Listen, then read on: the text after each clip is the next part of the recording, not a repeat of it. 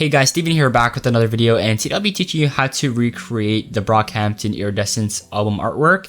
It's a really cool effect. I'll be teaching you how to do it in Photoshop. If you don't know what iridescence means, it has to do something with the album artwork and has to do something with colors. So yeah, let's just get straight into it. Hit the thumbs up button. Let's get into it.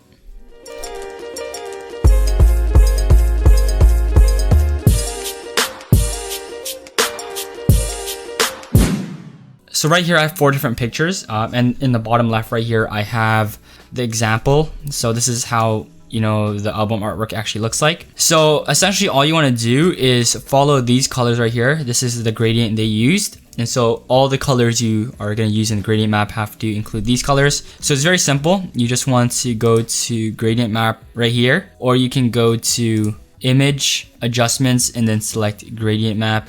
So right here it says gradient map. So I'm gonna do that right here. I'm gonna press gradient map. You want to press on the gradient right here. You want to go on the gear icon and you want to go over to spectrums. The reason you want to do this is because there'll be a spectrum of colors, as if it's a rainbow. So these 4 presets right here that are already default and they're already included will have a rainbow type of look similar to the album artwork right here. So I'm gonna select the first one, and basically all you want to do is you want to select the same colors that are right here in this gradient, and you want it in the same order as well. So you can see here it goes from dark blue to light blue to green to yellow to orange to red to pinkish to white. So you want to move this forward, and you want to make this stretch the furthest because most of the background is this color and most of the album artwork is this color. So that's what you want to do. So the next color is green. So green is all the way on the other side, so let's move it. And then next is like a yellowish. Let's move that and make sure you kind of spread it evenly. And then next is a red, like an orangish red. So let's spread that. And then we have like a pinkish, and now we just want to add one more color, which is white. So you want to click at the bottom, not the top. So we want to press on this and select the white.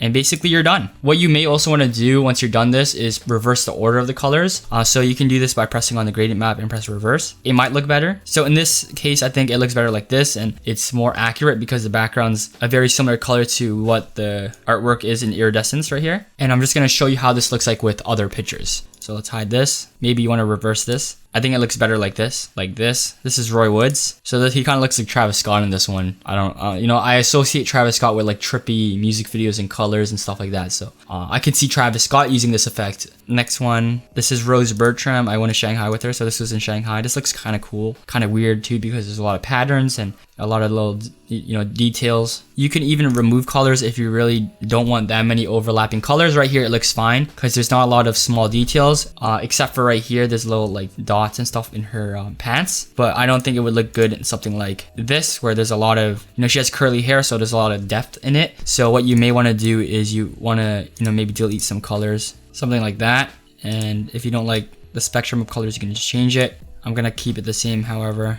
If you want to know how to create this little bar right here, it shouldn't be that hard either. You want to just select the rectangle tool, make the stroke nothing. So make sure you have the no color selected, which is like that slash in that white background. And you want to select the fill as white. It really doesn't matter. So there you go. I'm going to center this. So I'm going to press Control A. This shortcut will center it vertically. Next, you want to just right click, press blending options, go to gradient and select the same colors you did before. That shouldn't be too hard. Something like that. I'm doing this really quick, and then add white at the end. So something like that. And let's just delete this and you can see how the final product looks like. And yeah, I hope you guys enjoyed this video. Hopefully it helped you out. If you did, hit the thumbs up button. My name is Steven, and I'll see you in the next one.